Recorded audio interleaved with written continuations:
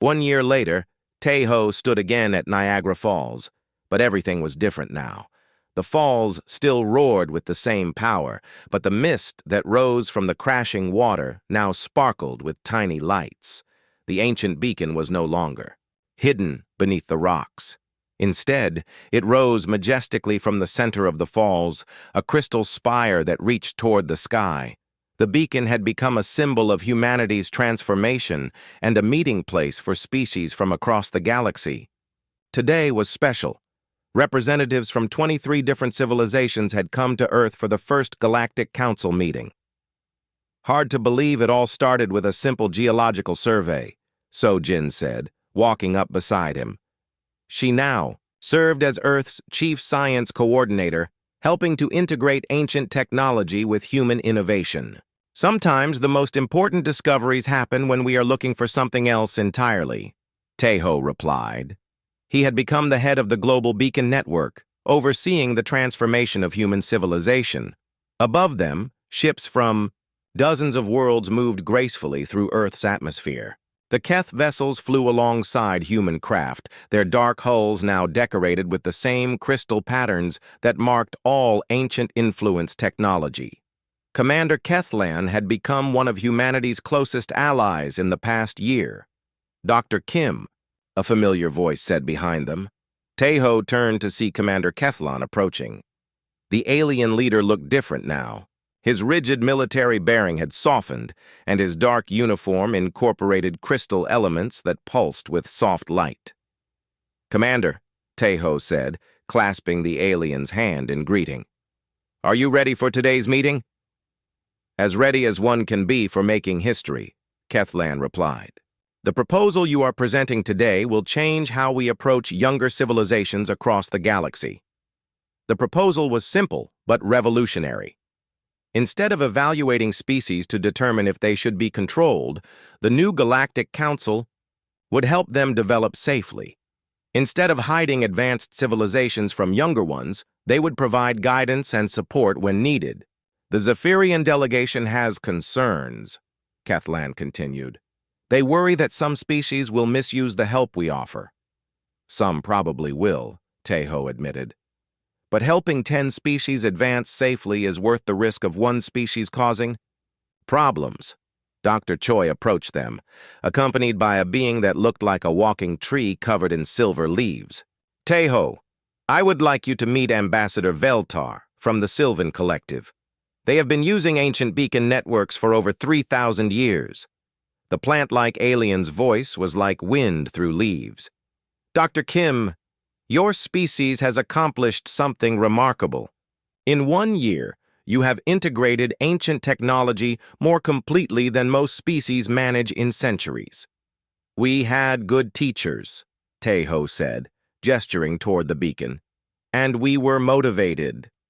Indeed, fear can be a powerful motivator when used correctly. Jiwoo's voice came through their communication devices. "The council meeting is about to begin.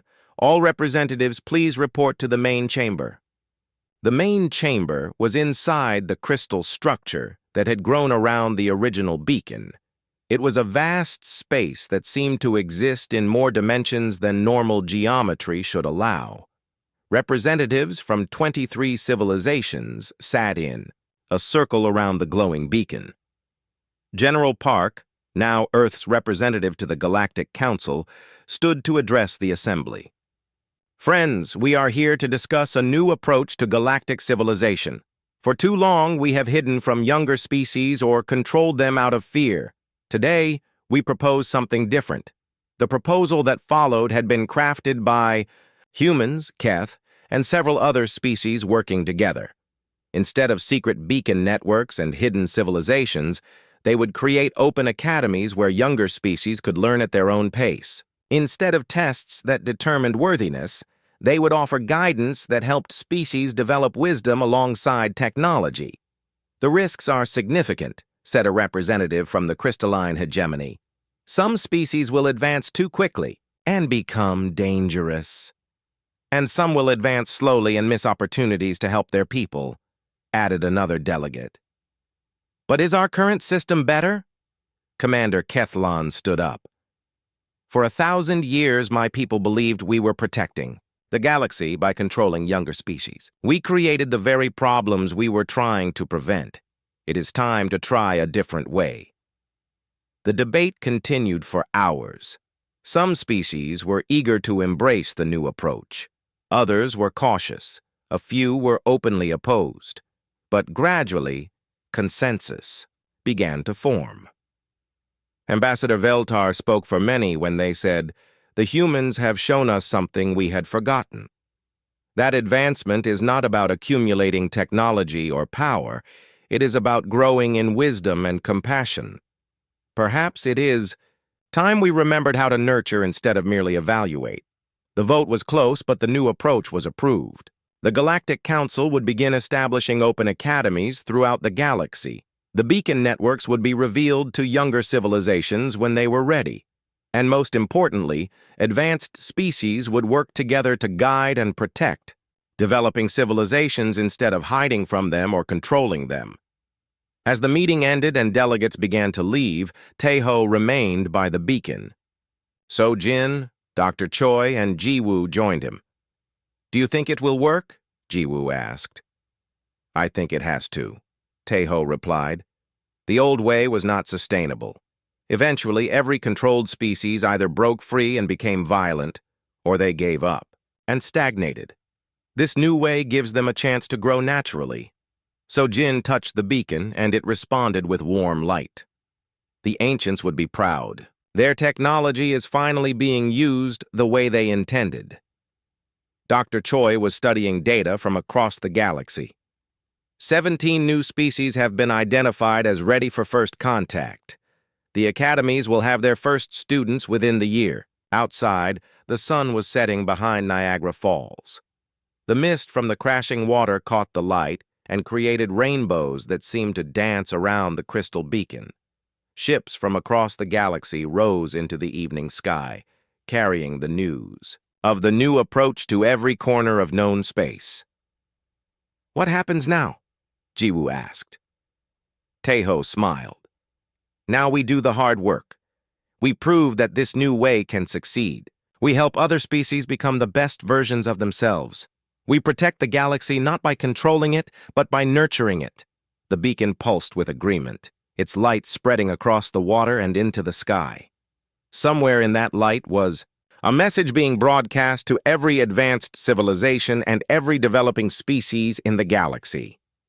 The message was simple. You are not alone. You do not have to be afraid. There are those who will help you when you are ready, and there is a place for you among the stars. Taeho looked up at the ships disappearing into the night sky. Some were heading to establish new academies. Others were going to make first contact with species that had been hiding from galactic civilization for centuries. A few were beginning the long journey to distant galaxies, carrying the beacon technology to places where no one had ever thought to look for developing civilizations. The secret beneath Niagara Falls had indeed changed everything, but not in the way anyone had expected. Instead of bringing humanity to the attention of a hostile galaxy, it had shown the galaxy a better way to grow and develop together. The falls continued to roar beside them, just as they had for thousands of years. But now their sound carried new meaning. It was not just the sound of water crashing against rocks. It was the sound of barriers being broken down, of old ways giving way to new possibilities, of a galaxy learning to see itself not as predators and prey, but as teachers and students, guardians and protected, all working together toward a better future. Taeho placed his hand on the beacon one more time. The crystal responded with warmth and light, and in that light, he could see the future spreading out before them like stars in the night sky. It was going to be an interesting journey. Within 6 hours of the beacon network activation, everything changed. Taeho stood in what used to be Sight Cascade, but was now something far more advanced. The entire facility had transformed into a crystal and metal structure that seemed to grow from the earth itself. Around the world, similar transformations were happening wherever the ancient beacons had been hidden. The Amazon rainforest glowed with new energy as a massive beacon emerged from the river system. In Egypt, the Nile revealed structures that had been sleeping beneath the sand for millennia. Even small towns with underground springs found themselves becoming centers of incredible technology. The network is fully active, Jiwoo reported. Her communication station was now a floating crystal interface that responded to her thoughts, as much as her touch. Every beacon on Earth is connected and sharing information. Sojin studied the readings on her transformed instruments. The energy output is incredible. Each beacon is generating more power than our largest nuclear plants, but with zero radiation or waste. Dr. Choi was translating the flood of new information. It is not just technology, he said with wonder. The beacons are sharing the history of dozens of civilizations, arts, music, philosophy, everything the ancients learned from species across the galaxy. But Taeho was focused on something else. Through his connection to the beacon network, he could sense the Keth ships in orbit. Their commanders were confused and frightened. They had never seen anything like what humanity was becoming. Commander. Kethlan, Taeho said, knowing his voice would reach the alien leader through the beacon network. We need to talk. Dr. Kim, the commander replied, his voice filled with uncertainty. What is happening to your species? We are becoming what the ancients always intended. Not a species to be controlled, but partners in protecting the galaxy. General Park, whose uniform had been replaced by clothes made of a material that seemed to shift between fabric and energy, stepped forward. Commander, our orbital sensors show your ships are experiencing technical difficulties. It was true. The ancient technology radiating from Earth was interfering with the Keth ships' systems. Not damaging them, but improving them whether the Keth wanted it or not. Their weapons were becoming less destructive and more precise. Their shields were becoming stronger but more energy efficient. This is not possible, Commander Kethlan said. Technology cannot improve itself. Ancient. Technology can, Taeho explained. It is designed to make everything around it better, safer, more efficient. The ancients believed that good technology should reduce violence, not increase it. Through the beacon network, Taeho could see what was happening across Earth. In every major city, ancient structures were rising from the ground or emerging from bodies of water. But instead of causing panic, humans were adapting with remarkable speed. Scientists were working with the new technology to solve problems they had struggled with for decades. Doctors were using ancient medical knowledge to cure diseases.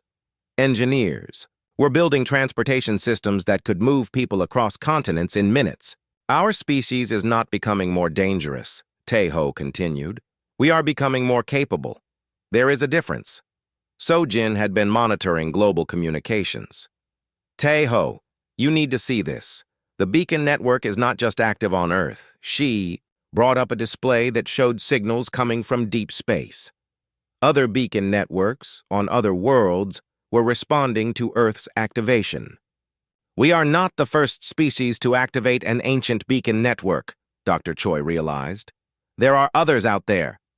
17 other active networks, Jiwoo confirmed, all sending us greetings and offers of friendship.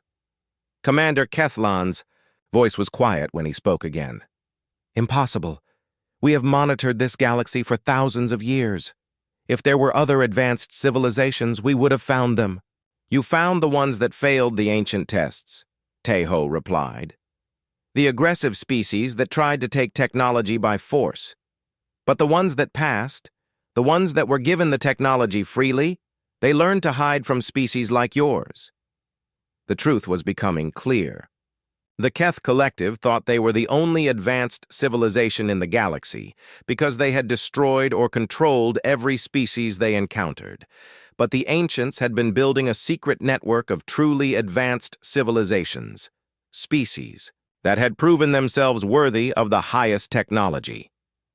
Commander, Sojin said, your people do not have to be our enemies. The ancient technology is trying to improve your ships right now. It wants to help you become better. We do not need improvement, Commander Kethlan replied, but his voice lacked conviction. Dr. Choi had been studying the historical records in the Beacon Network. Commander, I have found something you need to know. The species that destroyed the ancients, the one your people have been trying to prevent from happening again. They were not given ancient technology. They stole it from a civilization that the Keth Collective had conquered. The silence from the Keth ships was deafening. You are saying that my people created the very threat we have been trying to prevent? Commander Kethlan finally asked. Not intentionally, Taeho said gently. But by controlling every species you met, you prevented them from developing the wisdom to use advanced technology responsibly. When one species finally broke free and stole the technology, they used it the only way they knew how, with violence. Through the Beacon Network, Taeho could sense the commander's conflict. Everything the Keth believed about themselves and their mission was being challenged. What are you proposing, Dr. Kim? Join us, Taeho said simply. Stop trying to control other species. Help us find and nurture the ones that are ready for advancement. Become part of the solution instead of the problem. General Park stepped forward. We are not asking you to surrender or submit.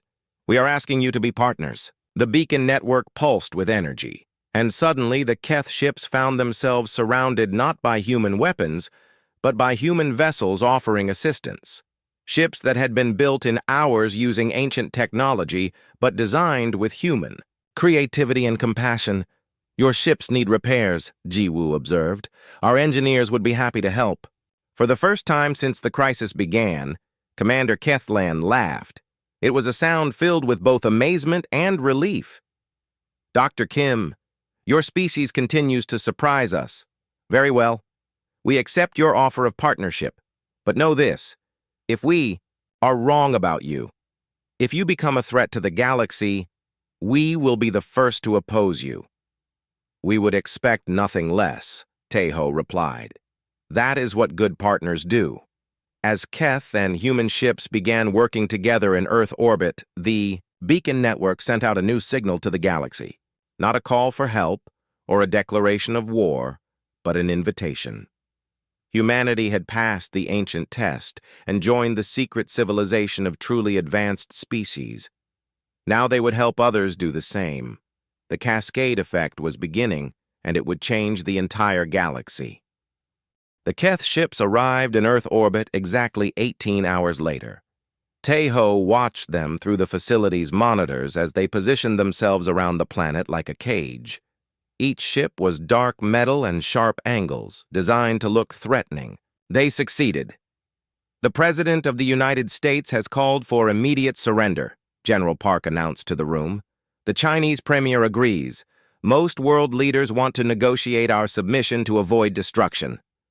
What about the others? Sojin asked. The Korean President, the British Prime Minister, and surprisingly the Canadian Prime Minister are refusing to surrender. They want to fight. Dr. Choi looked up from his work at the beacon. Fighting those ships would be suicide. Our most advanced weapons would not even scratch their hulls. But Taeho was not listening to the debate about surrender or fighting. For the past 18 hours, he had been working with the beacon, trying to understand the deeper layers of data hidden inside. What he had found, changed everything. Everyone needs to see this, Taeho said loudly. The room went quiet. Taeho connected his portable computer to the main display screen. The data he had discovered filled the screen with complex diagrams and equations. The beacon is not just a communication device, he said. It contains the complete technological database of the ancient civilization that built it. Energy manipulation, faster than light travel, matter transformation, even consciousness transfer. Jiwoo stared at the screen. Are you saying we can learn alien technology from this thing? Not just learn it, Taeho replied. The beacon is designed to teach it. The ancients built it specifically to help younger species advance quickly and safely. Dr. Choi frowned. But Commander Kethlan said the ancients went extinct because they gave technology to the wrong species. That is what the Keth believe, Teho said. But the beacon's records tell a different story. The species that destroyed the ancients did not get their technology from beacons like this one. They stole it by conquering other worlds. Sojin moved closer to the screen. So the Keth have been wrong all along?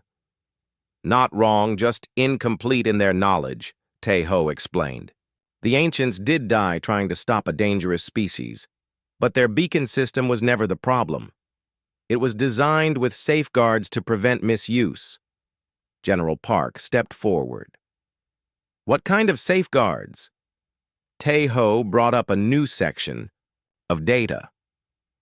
The beacon only responds to species that find it naturally through their own scientific advancement. It only activates when touched by a curious, peaceful individual. And most importantly, it only releases advanced technology to species that demonstrate they can use it responsibly. How does it determine responsibility? Jiwoo asked. By testing how the species reacts when faced with a superior force, Taiho said. The beacon has been monitoring our response to the Keth arrival. It is evaluating us just like the Keth are. Dr. Choi realized what Teho was suggesting. You think the beacon will give us the technology to fight the Keth? Not to fight them, Teho corrected, to prove we do not need to be controlled. Before anyone could respond, the alien voice filled the room again. Humans of Earth, this is Commander Kethlan. Your evaluation period is ending. We require your final answer. Will you submit to our control, or will you force us to take more severe action? General Park looked around the room. Everyone was waiting for his decision. But Teho spoke first. Commander, we choose a third option. Dr. Kim, there is no third option. Yes, there is, Teho said confidently. We choose to prove that we do not need your control or your guidance. He placed both hands on the crystal beacon. The symbols flared to life, brighter than anyone had ever seen them. Data streamed across every screen in the facility. What are you doing? Sojin asked. I am accepting the ancient's gift, Teho replied. The beacon pulsed with energy. Suddenly, information flooded into Taiho's mind, not just data, but understanding. He could see how to manipulate energy at the quantum level, how to create matter from pure thought, how to bend space and time. But more importantly, he understood the beacon's true purpose. It was not just a repository of technology, it was a test to find species worthy of carrying on the ancients' legacy. Commander Kethlan, Teho said, his voice now filled with new confidence. You have been watching us for centuries, but you never understood what you were seeing. Explain yourself, human. You see us as aggressive because we fight wars, but we also end wars. We see destruction and we rebuild. We see suffering and we help. We see problems and we solve them together. The beacon's energy spread through the facility's systems. Every computer, every instrument, every piece of electronic equipment began to upgrade itself with ancient technology. Our species does not need to be controlled, Teho continued. We need to be challenged. The ancients understood this. That is why they left beacons for species like us to find. Sojin watched in amazement as the facility transformed around them. The concrete walls became transparent crystal. The simple computers became advanced quantum processors. Even the air felt different, charged with energy. This is impossible, Commander Kethlan said, but there was something new in his voice. Uncertainty. No, this is humanity, Teho replied. We take what we find and we make it better. We adapt, we improve, we overcome. Dr. Choi was studying the new data streaming from the beacon. Teho! There are more beacons, dozens of them, hidden all over Earth. All connected by underground water systems, Sojin added, understanding flooding her face. The ancients used Earth's water table as a communication network. Jiwoo's instruments detected massive energy buildups around the world. Every major water system on the planet is activating. Niagara Falls, the Amazon River, the Nile, even underground aquifers. The beacon network was coming online, and with it, humanity was receiving the complete technological legacy of the ancient civilization. But unlike the species that had destroyed the ancients, humanity was receiving it as a gift, not taking it, by force. "Commander Kethlan," Teho said, "your evaluation is over. We are not the species you thought we were. We are the species the ancients hoped we would become." Above them, in Earth orbit, the Keth ships suddenly found themselves facing something they had never encountered before. Human ships were materializing out of nowhere, built in minutes using ancient technology but improved with human innovation. The evaluation was indeed over. But humanity had not passed or failed the Keth tests. They had made the tests irrelevant. Commander Kethlan's voice was quiet when he spoke again. "This changes everything." "Yes," Teho agreed. "It does." 2 days had passed since the alien message. Teho stood in the communications room of Site Cascade, watching dozens of screens that showed space telescopes from around the world. The images they displayed made his blood run cold. Massive ships hung at the edge of the solar system like dark mountains in space. They were so large that Earth's most powerful telescopes could see them clearly, even from billions of miles away. Each ship was bigger than any city on Earth. "How many are there?" Sojin asked. She had not left the facility since the message arrived. 17 confirmed, said Yoon Ji-woo, a young communication specialist who had been brought in to help establish contact with the aliens. She was barely 25 years old, but she was the best at understanding alien communication systems that the government could find. 17 ships that size could destroy our entire planet, General Park said grimly. He had been in constant contact with world leaders for the past 2 days. Every major government on Earth now knew about the alien threat. Dr. Choi looked up from his computer. "I have been studying the beacon's transmissions. The aliens have been watching us for much longer than we thought." "What do you mean?" Teho asked. Dr. Choi brought up a new display on the main screen. The beacon contains historical records. The Keth Collective has been monitoring Earth for over 300 years. They have been waiting for us to reach a specific level of technology. "Why?" Sojin asked.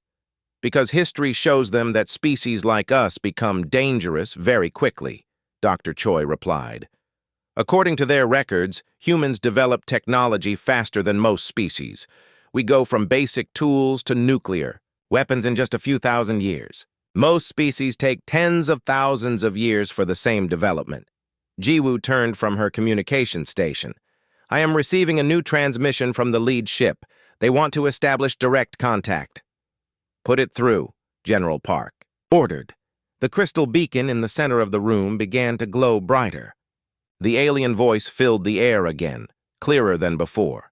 "Humans of Earth, I am Fleet Commander Kethlan of the Keth Collective. We have arrived to evaluate your species as planned." General Park stepped forward. "This is General Park Haewon, representing the governments of Earth. We welcome peaceful contact with your people." The alien commander's response was cold. "Peace is not guaranteed, General Park. We have observed your species for centuries. You have shown remarkable technological progress, but also remarkable aggression. You fight wars over resources, territory, and ideas. You develop weapons before you develop wisdom." "All species have conflicts," General Park replied. "But we also have cooperation. We work together to solve problems and help each other." "Perhaps," Commander Kethlan said.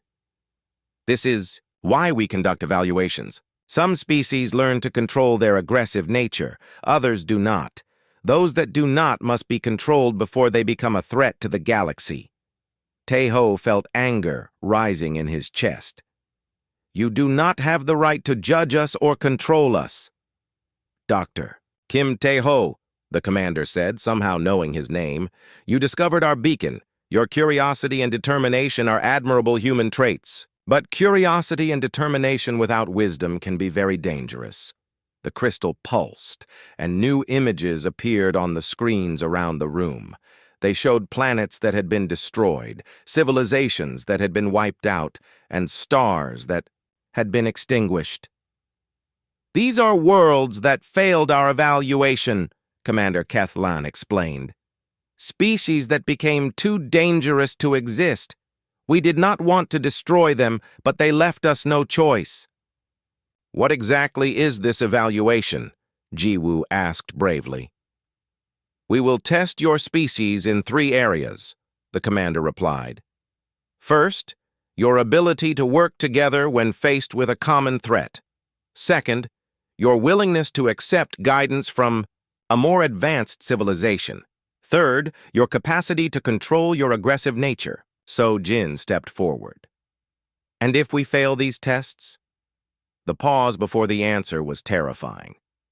"If you fail, humanity will be placed under our direct control. Your governments will be dissolved. Your weapons will be destroyed. Your population will be reduced to a manageable level. You will be allowed to exist, but only under our supervision." "That is not evaluation," Tae-ho said angrily. "That is conquest." "No, Dr. Kim. Conquest is what your species does. We are prevention. We prevent dangerous species from spreading their violence across the galaxy." General Park tried a different approach. "What if we pass your tests? What happens then? If you pass, you will be invited to join the galactic community. You will receive advanced technology and knowledge. You will be free to explore the stars and contact other species. But you must prove you are ready for that responsibility." Dr. Choi had been studying the data streaming from the beacon. "Commander, I have a question about the civilization that built this beacon. Your people did not create it, did you?" Another pause. "You are observant, Dr. Choi. No, we did not create the beacon. It was built by the ancients, a species that came before us. They believed in nurturing younger species instead of controlling them. They are extinct now." "What happened to them?" Jiwoo asked. "They were too trusting. They gave advanced technology to a species that was not ready. That species used the technology to wage war across half the galaxy before we could stop them. The ancients died trying to undo their mistake." The room fell silent. Tae-ho began to understand the situation better. The Keth were not evil conquerors. They were afraid. They had seen what happened when a dangerous species got advanced technology too early. "When does our evaluation begin?" General Park asked. "It has already begun," Commander Kethlan replied. "Your response to our arrival is the first test. So far, your species is reacting exactly as we expected. Some of your governments want to surrender immediately. Others are preparing for war. Very few are trying to find a third option." "What is the third option?" Tae-ho asked. "That is for you to discover, Dr. Kim. You found our beacon. Perhaps you can also find the solution to this situation." The alien voice faded, leaving them alone with the softly glowing crystal. Jiwoo checked her instruments. "The ships are moving. They will reach Earth orbit in 18 hours. General Park grabbed his radio. "This is Park. All units to full alert. Prepare for alien arrival." But Tae-ho was not thinking about military preparations. He was thinking about the beacon, the ancients who built it, and the third option that Commander Kethlan had mentioned. The crystal responded to human touch. It contained the technology of a civilization that believed in nurturing instead of controlling. Maybe the answer was not in preparing for war or surrender. Maybe the answer was hidden in the beacon itself. Tae-ho placed his hand on the crystal surface. The symbols began to change, showing new patterns he had never seen before. Deep in the alien data, something was waiting to be discovered, something the Keth did not know about. 3 days later, Tae-ho found himself standing in an elevator that went deeper underground than he thought possible. Agent Lee Da-un stood beside him, no longer pretending to be just an observer. The elevator descended for what felt like forever, finally stopping with a soft ding. "Welcome to Site Cascade," Agent Lee said as the doors opened. Tae-ho stepped out into a massive underground facility. Bright lights illuminated concrete walls and metal walkways. Scientists and military personnel moved quickly between different sections. In the center of it all was something that took his breath away. The object they had discovered was enormous. It stretched up through the concrete floor and disappeared into the ceiling above. The surface was made of a crystal-like material that seemed to shift between silver and blue. Strange symbols covered every inch of it, glowing softly with their own light. "How did you build all this so quickly?" Sojin asked. She had been brought down separately and looked as amazed as Tae-ho felt. "We did not build it quickly," Agent Lee replied. "This facility has existed for 20 years. We have been waiting for someone to find what you found." A tall man in a military uniform walked toward them. His name tag read, General Park Haiwan. He looked tired, like he had not slept in days. "Dr. Kim, Dr. Park," the general said, shaking their hands. "Thank you for your discovery. We need your help to understand what we are dealing with." "What exactly are we dealing with?" Tae-ho asked. Before the general could answer, a younger man approached them. He had thick glasses and carried a tablet computer. "I am Dr. Choi Min-ho," he said. "I study ancient languages and codes. This object has been sending us messages." "Messages?" Sojin asked. Dr. Choi led them closer to the crystalline structure. Up close, Tae-ho could see that the symbols were not just glowing randomly. They moved and changed in patterns, like a computer screen displaying different information. "We think it is some kind of beacon," Dr. Choi explained. "It has been dormant for centuries, maybe thousands of years. But when you drilled into it and exposed it to human contact, it activated." Tae-ho remembered the metal shavings that had felt warm in his hand. "Human contact activated it?" "We believe so. Watch this." Dr. Choi picked up a metal tool and carefully touched it to the crystal surface. Nothing happened. Then he took off his glove and touched the crystal with his bare hand. Immediately, the symbols began moving faster. The blue glow became brighter, and new patterns appeared that had not been there before. "It responds to human touch," Dr. Choi said. "But that is not the most interesting part." He led them to a bank of computer monitors. When the beacon activated, it started transmitting data. Not radio waves or electromagnetic signals, but something else. Something that goes directly into our electronic devices. The monitors showed complex mathematical equations, star charts, and diagrams of atomic structures. Some of the mathematics was beyond anything humans had discovered. Other parts showed the locations of planets and solar systems. "This is impossible," Sojin said, staring at the screens. "How can it transmit directly into our computers?" "We do not know," General Park admitted. "But we know what the message is saying. It is a greeting and an invitation." Dr. Choi pulled up a new screen that showed a translation of the alien symbols. The message says something like, "Congratulations on reaching technological maturity. You have found our beacon. We placed this here long ago, waiting for your species to develop enough to discover it. Now that you have found it, we can begin contact." Tae-ho felt a chill run down his spine. "Contact with who?" "We think it was left by an alien civilization," Dr. Choi said. "A very advanced one that visited Earth thousands of years ago." Sojin laughed, but it sounded nervous. "That is crazy. You are telling us that aliens left a beacon under Niagara Falls?" "The evidence is right in front of us," General Park said. "This technology is far beyond anything humans can create.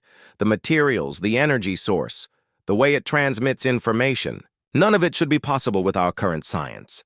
As they talked, Tae-ho noticed something strange happening. The symbols on the crystal were changing again, forming new patterns he had not seen before. The blue glow was getting brighter. "Is it supposed to do that?" he asked. Dr. Choi looked at his instruments and frowned. "This is new. The beacon is increasing its transmission power." Suddenly, alarms began ringing throughout the facility. Red lights flashed, and a voice over the intercom said, All personnel to emergency stations. We have incoming signals from space. General Park grabbed a radio from his belt. This is Park. What is our status? A voice crackled through the radio. Sir, we are detecting massive objects entering our solar system. They appeared at the edge of our sensor range about 5 minutes ago. Tae-ho felt his heart racing. Objects? What kind of objects? Ships, sir, the voice continued. Very large ships. They are not from Earth. The crystal beacon suddenly pulsed, with brilliant blue light. The symbols changed completely, showing new patterns that seemed more urgent than before. Every computer screen in the facility flickered and then displayed the same message in multiple languages. They are coming, Dr. Choi read from his screen. The message says, they are coming. The signal has been received. Prepare for evaluation. Evaluation? So-jin asked. Before anyone could answer, a new voice filled the facility. It did not come from the intercom or any speakers. Instead, it seemed to come from the air itself, like the crystal was speaking directly to their minds. Humans of Earth, the voice said. It was calm but alien, with strange tones that no human throat could make. We are the Keth Collective. We received your beacon signal. We are coming to evaluate your species. The crystal pulsed again, and the voice continued. Your species has reached the technological level where you could find our beacon. This means you may be ready for contact, or you may be a threat that must be contained. General Park stepped forward. Can they hear us? How do we respond? The voice answered as if it had heard him. We can hear you through the beacon. You have 3 Earth days to prepare. We will arrive and determine if your species is suitable for advancement or if you must be controlled for the safety of others. The crystal's glow faded back to its normal level. The alien voice was gone, leaving them in stunned silence. Controlled? Tae-ho whispered. What does that mean? Dr. Choi was frantically typing at his computer. I am analyzing the transmission. There is more data here hidden in the message. His screen filled with new information. Technical diagrams, energy equations, and what looked like weapon designs. They are not coming as friends, Dr. Choi said quietly. This beacon was not just a greeting. It was a test, and I think we might have failed it. General Park was already on his radio, calling for emergency meetings with world leaders. So-jin sat, down heavily in a chair, staring at the alien crystal. Tae-ho touched the crystal again with his bare hand. The symbols responded to his touch, but now they seemed different, less welcoming, more like a countdown. He realized that his simple geological survey had not just discovered an alien artifact. It had announced to the galaxy that humanity was ready to be judged, and in 3 days their judges would arrive to decide humanity's fate. The sound of rushing water filled the air as Dr. Kim Tae-ho stepped out of his white research van. Niagara Falls roared in front of him, sending mist high into the morning sky. He had visited this place many times before, but today felt different. Today, he would find something that would change everything. Tae-ho pulled his equipment from the back of the van. Heavy metal boxes, cables, and drilling tools covered the ground around his feet. He was a hydrogeologist, a scientist who studied how water moved through rocks and soil. For 3 years, he had been studying how the powerful falls were slowly wearing away the rock beneath them. You are early today, said a voice behind him. Tae-ho turned to see Park So-jin walking toward him. She was his research partner, a geophysicist who understood how the earth moved and changed. Her black hair was tied back, and she carried her own set of instruments. I could not sleep, Tae-ho said. I keep thinking about those strange readings we got last week. So-jin shook her head. Those were just equipment problems. Our electromagnetic sensors are old. They probably picked up radio signals from the city. Tae-ho was not so sure. For the past month, their instruments had been detecting unusual electromagnetic activity deep underground. The readings came from far below the falls, deeper than any normal geological formation should create such signals. They set up their equipment near the edge of the falls. The mist from the crashing water made everything wet and slippery. Tae-ho connected cables to sensors that would measure electromagnetic fields deep in the earth. Sojin prepared the ground-penetrating radar that could see through solid rock. "Ready. When you are," Sojin called out over the noise of the falls. Tae-ho turned on his equipment. Immediately, the electromagnetic sensors began beeping rapidly. The readings were stronger than ever before. Something deep underground was creating a powerful electromagnetic field.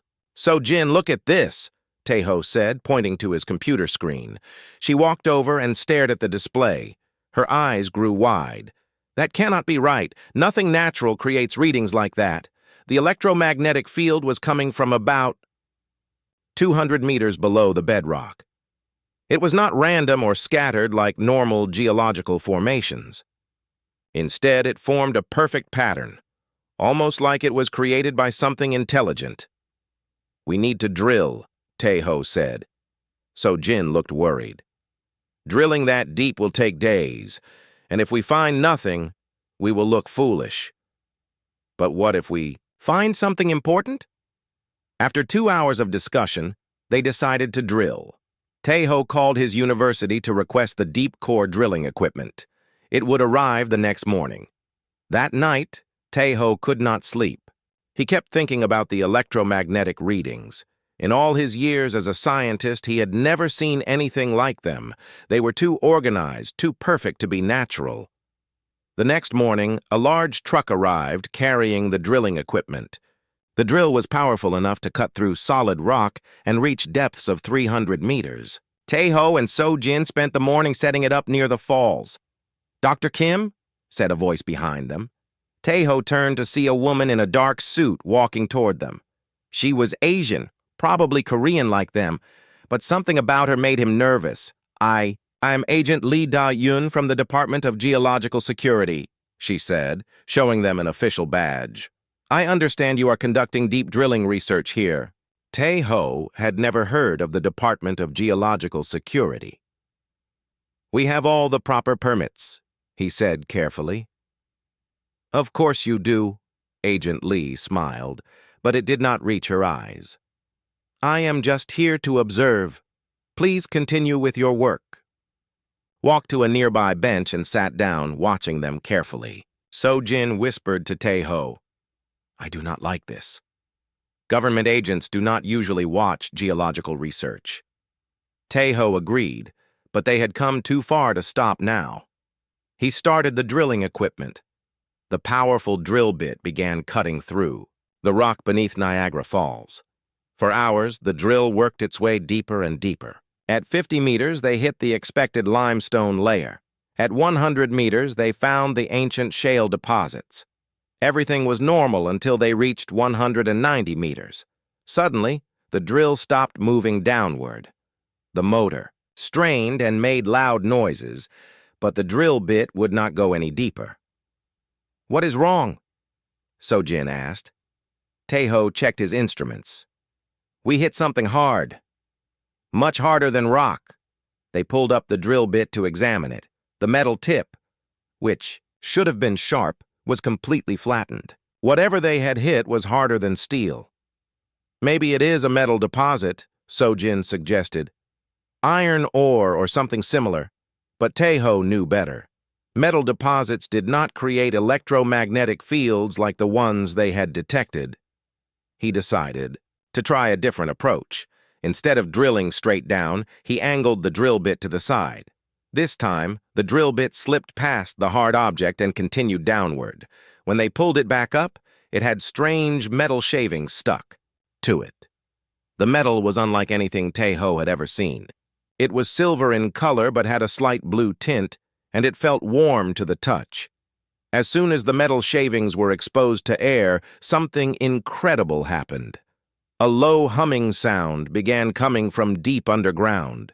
It was so deep that they felt it more than heard it.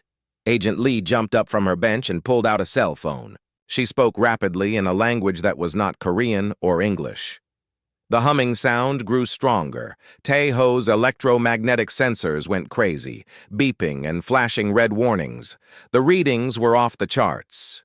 Tae-ho, So-jin said, her voice shaking. Look at the falls. Tae-ho turned toward Niagara Falls. The water was still flowing normally, but something was different. There were faint blue lights flickering deep within the mist, lights that pulsed in rhythm with the underground humming. What have we found? So-jin whispered. Before Tae-ho could answer, Agent Lee was beside them. Dr. Kim, Dr. Park, I need you to stop all drilling immediately. This site is now under government control.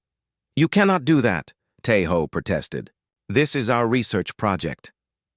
Agent Lee's expression became serious. Doctor, you have discovered something that has been hidden for a very long time. Something that certain people have been waiting centuries to find. More government vehicles were arriving. Men in dark suits surrounded their equipment. Tae-ho realized that his simple geological survey had uncovered something far more important than he had imagined. The humming from underground continued, and the blue lights in the falls grew brighter. Whatever they had found was waking up, and it had been waiting for humanity to discover it. Tae-ho looked at the strange metal shavings in his hand. They were warm and seemed to pulse with their own inner light. He had the feeling that this discovery would change not just his life, but the entire world. The secret beneath Niagara Falls was finally revealed, and there was no going back.